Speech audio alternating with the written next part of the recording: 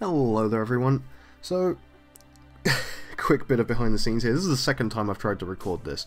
So, first time I just wasn't really happy with it and I was kind of rambling on because I was at the beginning stages of a cold, so I didn't really have much focus. I'm still currently neck deep in that cold, but I'm feeling a bit better about it, so should be able to focus a bit more this time. But yeah, the second time, audio didn't record, so that was fantastic. I was actually super happy with what I managed to get done the second time, and it just didn't record. So that was fun. That was fun to find out. A couple of changes have happened as a result. I altered the sketch a little bit, so I'm going to show you that right now. Just boost up the opacity a tiny bit. So yeah, we kind of messed with the pose a little bit, and my reasoning behind this was it's okay to go with a little bit of a dynamic pose for this because it's a one-off character. We're not building it for a model sheet or anything like that. We're not making them as reference material for anyone else. So simple posing, not entirely necessary, but obviously to show off the general process of sketching, a simple character worked well. But like I said, I've altered his pose ever so slightly to give him a little bit more of a dynamic look. So unfortunately you missed that. Not really much I could do about it. I'm really sorry. So yeah, let's crack on with the process, as I guess I've named this series. So we're gonna start off by making a new layer, even though I could have just deleted that bit. Alright, drop the opacity again, and I'm gonna give you a quick sort of like rundown, I guess. Man, you would not think I'd literally just finished recording this for the second time. Okay, I'm not losing my mind, I swear. Alright, so a couple of basic things. I saw some people in the comments ask me, how do I get my lines so straight? How do I get them to look so smooth? How do I make them look less jittery? And honestly, it's just practice.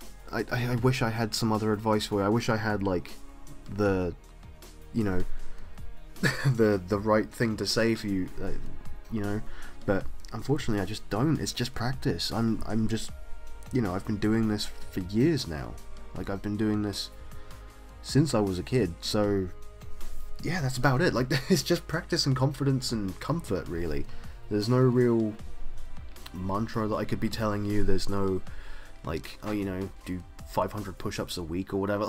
You know, there's no solid thing I can tell you to do that will make your line art look better. You just have to be happier with it and more comfortable, which is unfortunate, because it means I've got nothing to show you in that regard. But like, a couple of things I can say that help me in general anyway is I like to go with broad strokes, and I'm on the wrong layer. But yeah, I like to go with broad strokes. You know, some people can construct a line and they can, you know, do it with tiny strokes and stuff like that, and that works. You know, if that ends up being the way you want to do it, then go ahead and do it that way. There's no way that's wrong. You know, people work the way they work. So, but me personally, like I said, I just do broad strokes.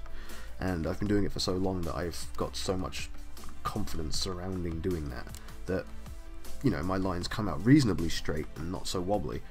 Another thing that kind of helps is zooming in quite a lot. I don't know specifically the people who've been commenting me, asking me how I get my lines so straight, whether or not they do this or not, and whether or not they see any success with it or not, but generally I zoom in a lot. You'll have seen this in the Let's Draws, and it just helps support, like, my love of doing things with like very broad strokes. Like, you obviously can't see my hands doing this, but you can kind of get the impression that I'm moving my hand across the screen to do that, as opposed to, you know, doing it at 33% where we sketched it and it's like, oh, okay then. I mean, you can do that and you can get some reasonably good effect, but you will see a lot more wobble with that. So they're the only real pointers I can give you, unfortunately, and I wish I could, you know, say more or do more or illustrate more to sort of help you, and unfortunately this is all I can give you. So, but like I said, just practice and get comfortable with it, and that's all it really takes. You know, you develop your own way of doing things and you get more comfy with it and you just do it. So without belaboring that point, let's get on to what we're doing. So we're going to start off with me saying that I like to do my inking at about 7 size brush. It's a nice reasonable size brush that you can get some good line weight with. Anywhere between 7 and 10 generally it works, but for this we're going to use 7 because obviously I've done this twice now and it's worked. So, oh man. Okay, And I think where we're going to start is we're going to start with the shoulder meat, because as a sort of point to illustrate how inking can work in your favour, and you don't have to be regimented by how the sketching looks, I don't like the way his shoulders aren't big enough. So what we're going to do is we're going to zoom in and we're going to make his shoulder meat bigger. Maybe not that much bigger, maybe that much bigger, there we go. Yeah, and I'm into that. And then we'll add like some definition here. And there we go. Shoulder meat. That's how easy that is. And maybe we'll add a wrinkle line here, because I like the idea of having a wrinkle line there. And then maybe we'll curve this line around a bit. Yeah, maybe just trim off a little bit there. Yeah, so obviously a thing you'll see me doing a lot is zooming in and zooming out. Zooming out will obviously give you a better impression of how everything is sitting on the sketch itself, whereas inking, like, you want, you know, you want to be zoomed in reasonably, so you can get some decent precision going on. And we're going to just do that. I want to make his arm a bit bulkier, so we're going to do that. Maybe I've made it bulky in the wrong place. Maybe I need to... Yeah, that looks like it works. Like, he's got a super mutant bicep, but whatever. Like, I'm into it. Okay, and then we'll add like the reasonable amounts of definition there. Maybe some veininess. Like, I would typically draw like the proper like wormy looking veins like this. But I think, in terms of this being kind of like an alien looking dude, we don't really need to focus too much on stuff like that. So we're just going for like sort of a vascular look going on here.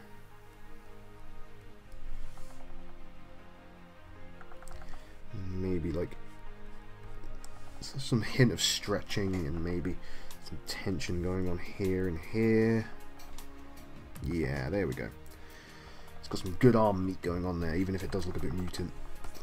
But in fairness, he is a mutant. And then we're going to do one of my typical standbys here, which is an area of harsh black followed by minimal hatching. Because the hatching just adds an element of softness to it, I like to think. Just need to make that look a little bit more uniform. There we go. Yeah, like, if we didn't have the hatching, it would just look like a harsh black triangle sitting in his armpit for no reason. But with the hatching, it kind of, like I said, it kind of diffuses it and it gives it a little bit of an element of softness. Like, I'm looking at it on the capture, and the capture is obviously a little bit more zoomed out than my screen is. My Cintiq, I should say. And it looks softer to me, so that it's got to be working to some extent. And we'll do that, and then because that's under his vest, we don't need that part of the line anymore. So don't be too afraid to just erase things and draw over things. And in fact, I am going to show you a quick thing that I learned very recently that has super helped me with stuff like this. In fact, let's try and find an area where I can do. In fact, this bit here, his forearm, would be a perfect area to show this off, because it's basically the most, like, it's the element that's the closest to the foreground, so we can do this. So we'll make a new layer. We're not going to name it anything, we're not going to do anything particularly special with it, we're just going to carry on inking as normal. But we're just going to do stuff with his arm at the moment. And we'll give him some like crease lines here, and then maybe something like that going on. I kind of want him to have like a really bulbous looking elbow going on here, so let's just do that. Yeah, like that. Give it like a little bit of a scuff look to it. And then that, and then we'll give him another one of these creases. Like, I kind of like the idea of this guy having like Dodoria style arms, you know, like from Dragon Ball Z, Dodoria. Like, he had those weird like wrinkles on his wrists for no reason. I kind of like that look for this guy, so let's do that. I don't know if it's because he's got spikes on him or whatever, but yeah, I want that look. And then we'll do this, because that's technically shaded. Add, like I said, minimal hatching.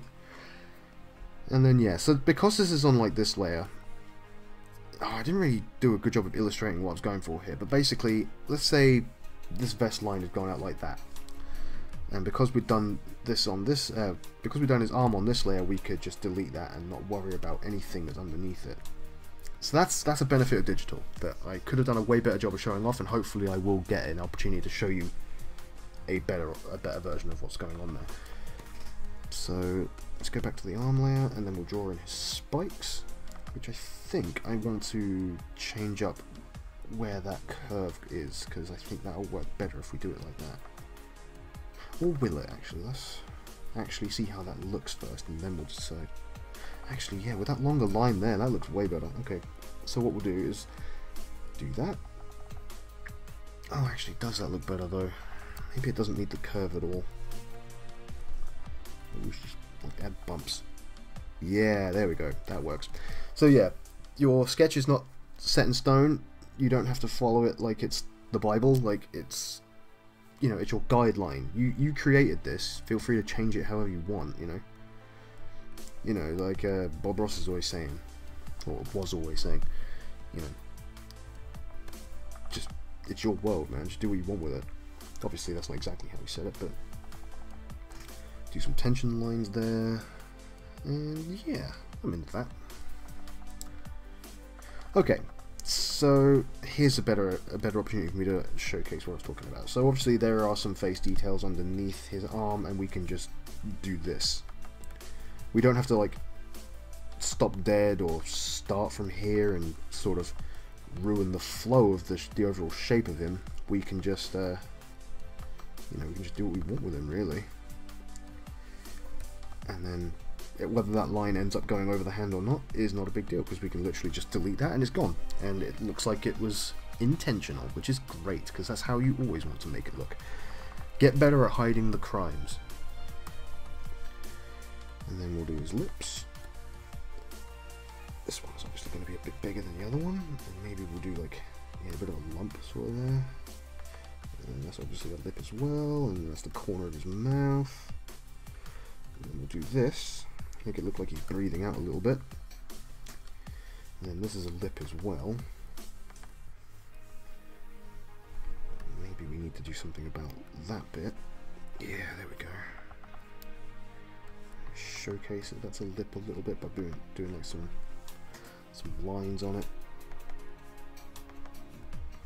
And obviously you'll be seeing that I delete my lines a lot when I'm not quite happy with how they look, and that is just, you know, it's part of the experience of being a digital artist. You have to get used to just second guessing nearly every line you draw. So yeah, like there we've got some cleanup to do, and it's not a big problem. Like, you'd almost think I knew what I was doing when I do this sort of stuff. But this was literally a very recent thing that I found out I could do, because when I first learned Photoshop, and I taught myself Photoshop just to sort of clarify this. This was back in like the old like CS7 days. Or was it CS7? I don't think we even. No, I don't even think we were on CS when I learned Photoshop actually. Yeah, definitely we weren't on CS. It was just Photoshop 7, I guess.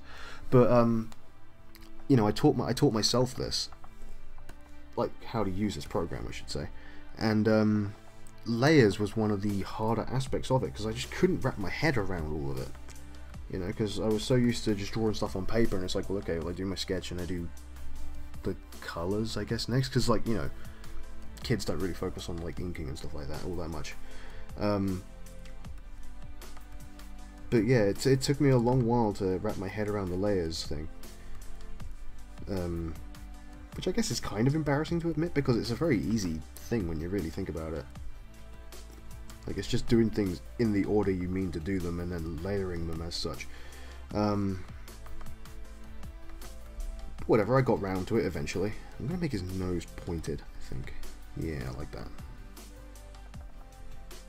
Yeah, there's no real uniformity to his face, and I kind of love it.